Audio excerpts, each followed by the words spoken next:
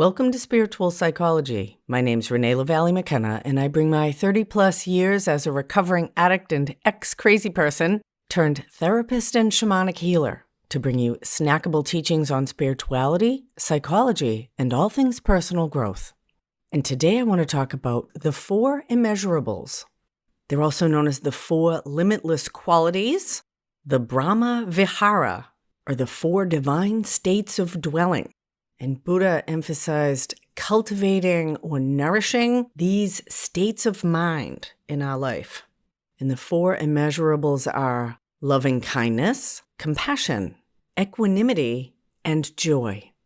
And I think the reason that they're called the limitless qualities or the immeasurables is that these attitudes or states of being offer the possibility of kind of infinite growth and potential.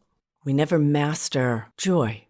We don't reach a limit with our ability to express or feel compassion, to practice loving kindness, or to expand this really deep attitude of equanimity in our life.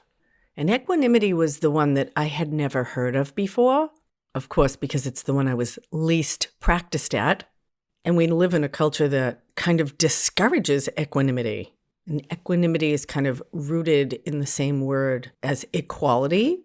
And it's an attitude of freedom from attachment and aversion. And our Western consumer culture, that's also kind of relationship addicted, is very into attachment and aversion, which is avoidance.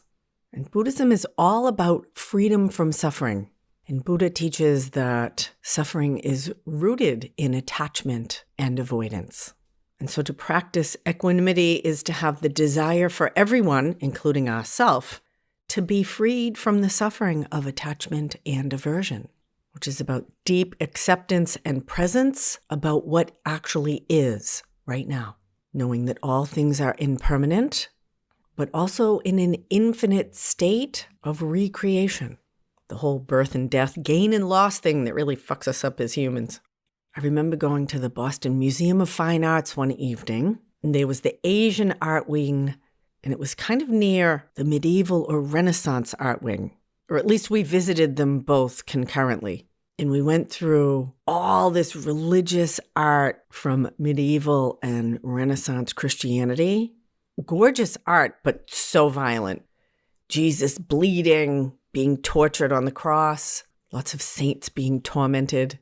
I mean, certainly some beautiful artwork, too, of the Madonna with baby Jesus, but it was so striking to go into the Asian wing and see all the incredibly peaceful, smiling Buddhas, the happy, naked, dancing gods and goddesses of Hinduism.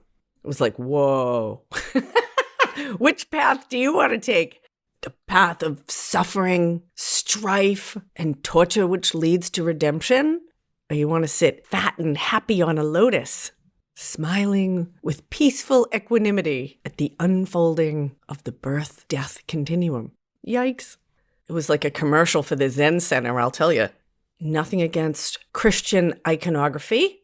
I think one of the great teachings of the Jesus story is divine compassion for our human suffering. Although I think the pinnacle message is actually about rebirth and the death-rebirth process that isn't just about actually dying, the final death, but it's about personal growth and evolution, that old things must fall away so that new things can be created and arise. And that is how evolution happens. Emotionally, physically, relationally, spiritually. And Buddhism, from my perspective, is more about aligning ourselves or having peace with that process. And equanimity is one of the ways to do that. And where equanimity was really striking for me was in my attitude toward others and the suffering of other people. I'll talk about the difference between compassion and empathy in a minute, but because of my own suffering, I've always had a lot of compassion for the suffering of others. And equanimity is really about allowing people to have their own experience, and that includes their suffering. It's an incredibly mature perspective to hold suffering and joy with equal weight and to be non-attached. It actually brings tremendous freedom, the idea that everyone has their own karma, their own life path, and that my job is to have my own right attitude and perspective and to grow in the Four Immeasurables and to not spend time worrying about other people, trying to control them, manage them, help them, manipulate them. We can hope and pray and wish for the freedom from suffering of others. But if we're suffering over other people's suffering, then we need to find that freedom for ourselves. And can I be as unattached to my children, my lover, my ego, ideas about myself as I am with my clients or my students, my spiritual teachers or my long-term friends? So the virtue of compassion, different than empathy. Did an early podcast on the difference between empathy and compassion. Number 16, the problem with empathy. And the problem with empathy is that I am tying my own feelings up with my projected or perceived feelings of another. In empathy, I'm feeling for someone or with them, and that always includes my own projections.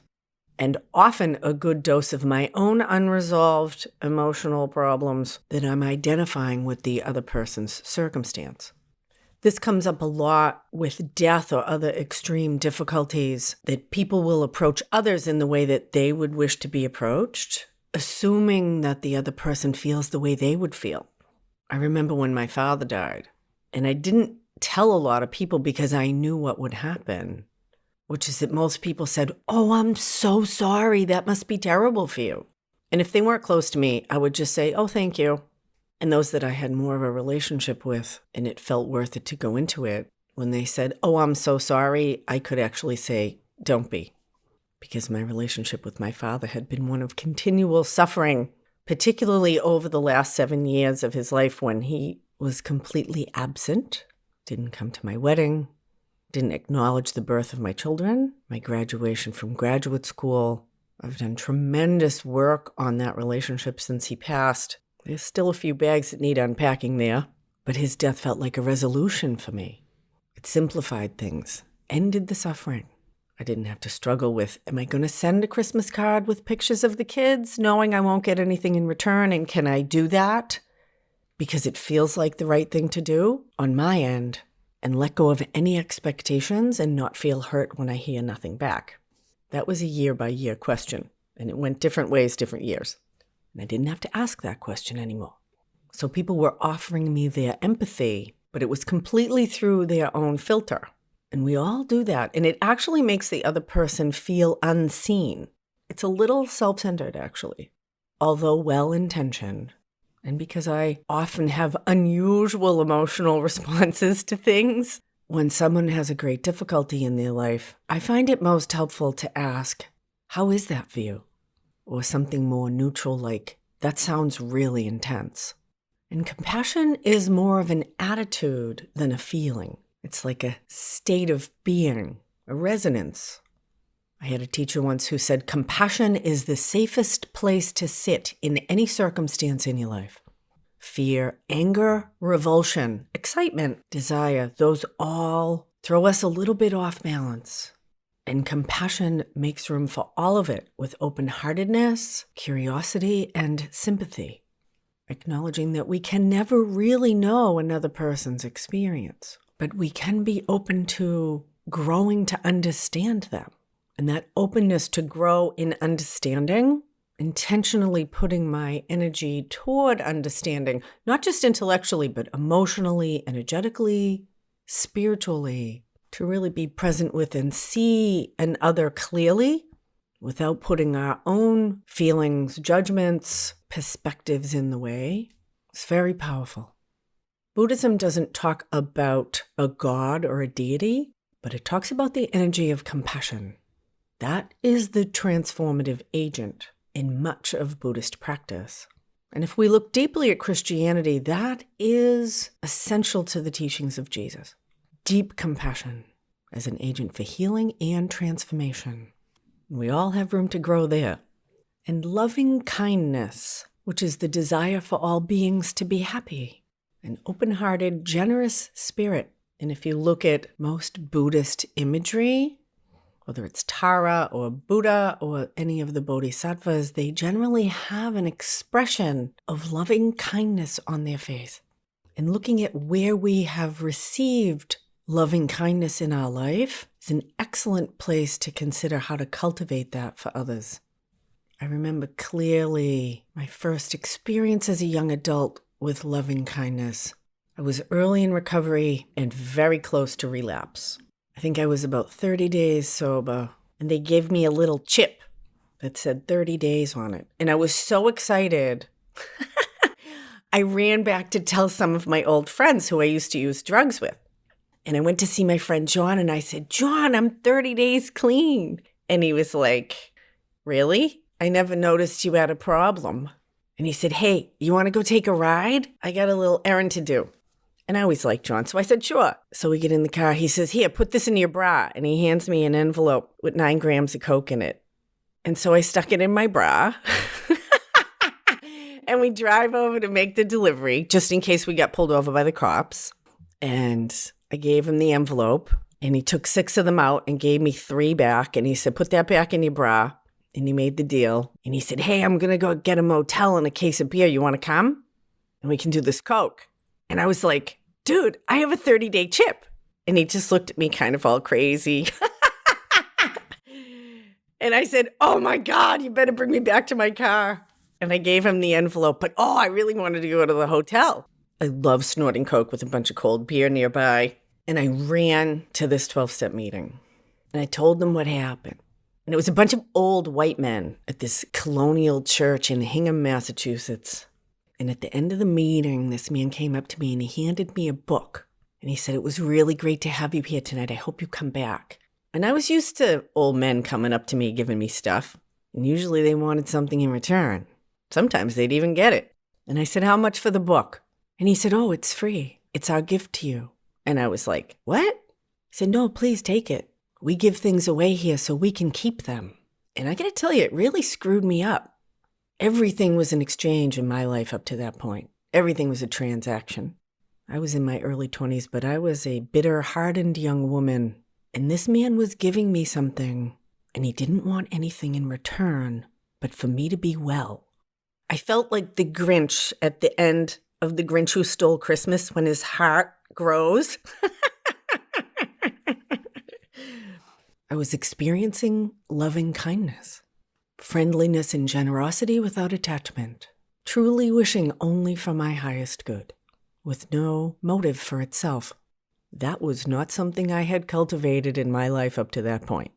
And that was a very long time ago, and I'm sure that man has passed away, but his loving kindness changed my life that day. And I did not go back to the hotel with John.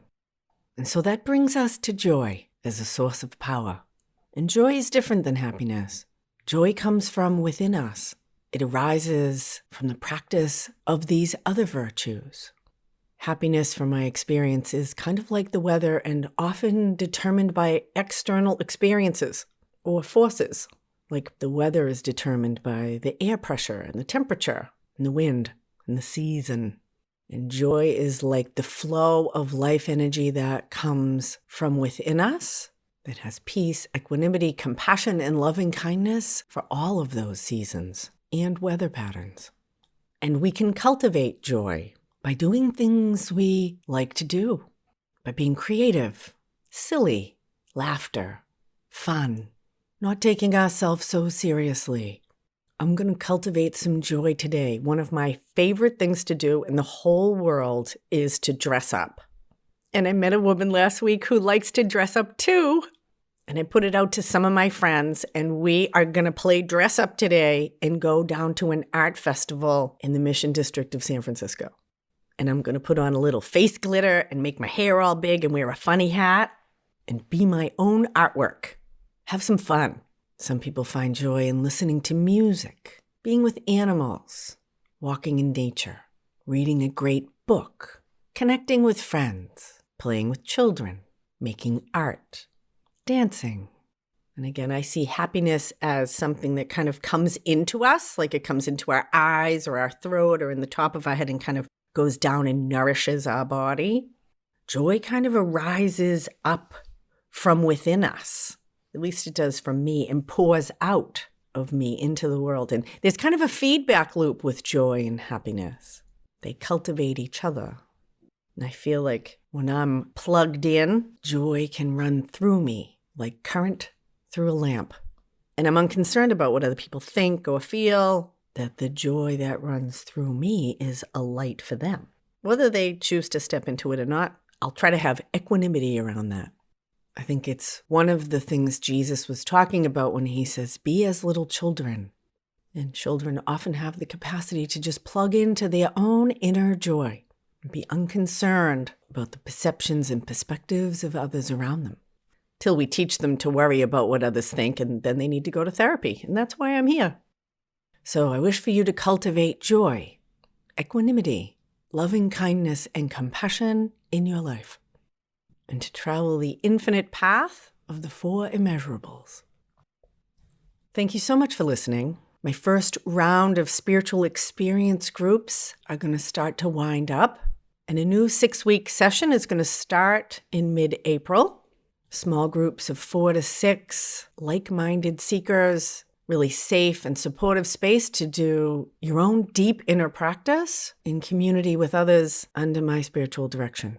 Because I want this work to be available to as many people as possible. I offer those on a suggested donation basis, and there's a range, and there are scholarships available. So if you think you're interested, shoot me an email, info@reneemckenna.com. You can find out dates and details on my website, and there's a link to that page in the show notes. I'm doing 2 or 3 deep teachings on Insight Timer every week. Those are free offerings, usually sessions about 45 minutes where I give a talk and then we actually do a practice ranging from inner child work, dissolving the inner critic, power retrieval and exchange. So be sure to check out my free offerings on Insight Timer. And if you'd like a free download of the first chapters of my book, there's a link in the show notes for that as well. Deep gratitude to my supporters on Patreon. Blessings on your path until we meet again. This is Renee LaValle McKenna for Spiritual Psychology.